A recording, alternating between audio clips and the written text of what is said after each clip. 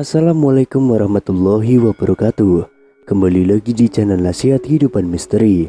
Pada video kali ini saya akan membahas tentang pendekar sakti asli Nusantara.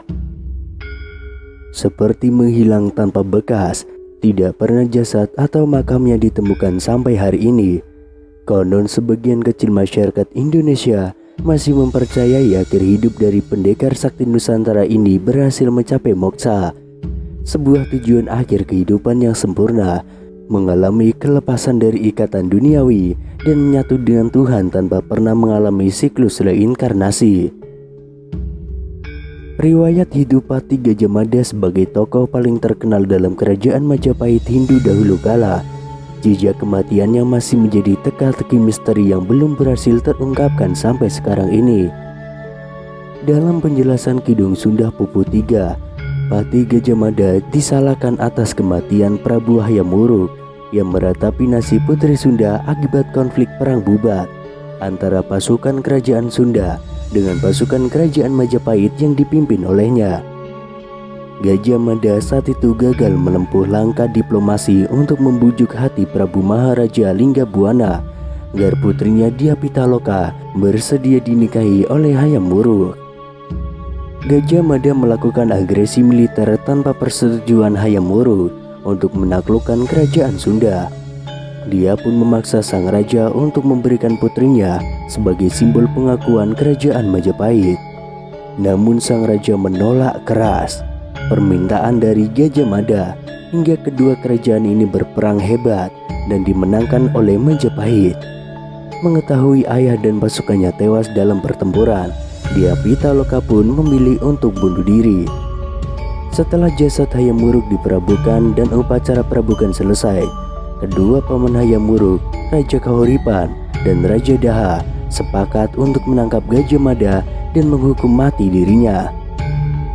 Rencana pembunuhan ini terdengar oleh Gajah Mada hingga ia pun melakukan tapa samadhi untuk melepaskan jiwa dan raganya dari duniawi.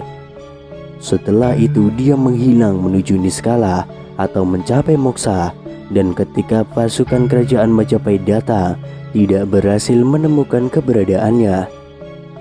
Namun versi lain lagi menurut kitab Kakawi Nagara Kertagama menyebutkan Gajah Mada meninggal dunia akibat sakit pada tahun 1286 atau 1364 Masehi. Peristiwa ini terjadi setelah tidak lama Prabu Hayam Wuruk menjenguk dirinya.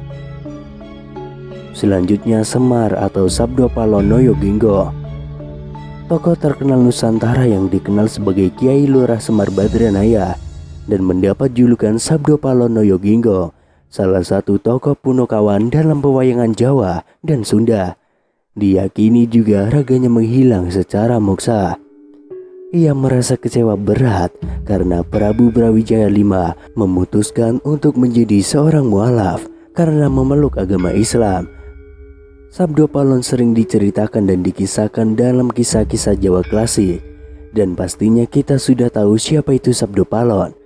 Yang paling terkenal adalah kisah bertemunya Sabdopalon dengan Syekh Subakir yang sangat melegenda. Kedekatan Semar dengan Prabu Brawijaya V diceritakan dalam kitab Jayabaya. Ia sering dijadikan penasihat raja-raja yang berkuasa di tanah Jawa dan konon sebagai pengasuh para kesatria Mahabharata dan Ramayana. Tapi tokoh Semar memang tidak ditemukan dalam naskah asli kedua wiracarita tersebut, hanya terdapat pada kisah-kisah Pujangga Dawa. Selanjutnya ada Prabu Siliwangi atau Sri Baduga Maharaja. Prabu Siliwangi adalah raja terkenal dan melegenda. Banyak kisah-kisah dari tanah Pasundan yang menceritakan kesaktian Prabu Siliwangi secara bijaksananya yang sangat luar biasa. Selain dikenal sebagai raja yang arif bijaksana, Prabu Siliwangi juga terkenal memiliki ilmu sakti mandraguna. Sepanjang hidupnya berhasil membuat nama kerajaan Sunda Kalu yang dipimpinnya menjadi terkenal di seluruh wilayah Nusantara. Lebih dari 39 tahun ia menjadi raja. Namun saat masa kejayaan Pakuan Pajajaran di Bogor mulai berakhir, ajaran agama Islam masuk ke tanah air dan dia mendapatkan desakan dari pihak lain agar meninggalkan agama leluhurnya untuk memeluk Islam. Dalam kisah yang berkembang, pihak lain tersebut adalah anaknya sendiri, yaitu Raden Kiang Santang, yang mengajak ayahnya untuk ikut memeluk agama Islam yang memang mulai berkembang di Pulau Jawa. Di masa-masa sulit ini, Prabu Siliwangi akhirnya memutuskan untuk melakukan tapa berata, mencapai moksa. Sebelum ia pergi meninggalkan kerajaannya, Prabu Siliwangi hanya berpesan kepada keluarga dan para pengikutnya untuk bebas memilih agama menurut keyakinan mereka sendiri, tanpa harus mengikuti jejak hidupnya. Akan tetapi, ada juga yang mengisahkan Prabu Siliwangi sudah memeluk agama Islam dan menikahi Nyai Subang Larang yang merupakan salah satu santri dari pesantren Syekh Kuro. Syekh Kuro sendiri adalah seorang ulama besar yang lahir sebelum era Wali Songo, yang berperan penting dalam penyebaran agama Islam di Jawa Barat. Sedangkan dari pernikahan Prabu Siliwangi dan Nyai Subang Larang, menurunkan anak salah satunya adalah Raden Kiang Santang, yang juga dikenal sebagai Syekh Sunan Rahmat Suci. Selanjutnya yaitu Prabu Brawijaya V, raja terakhir kerajaan Majapahit.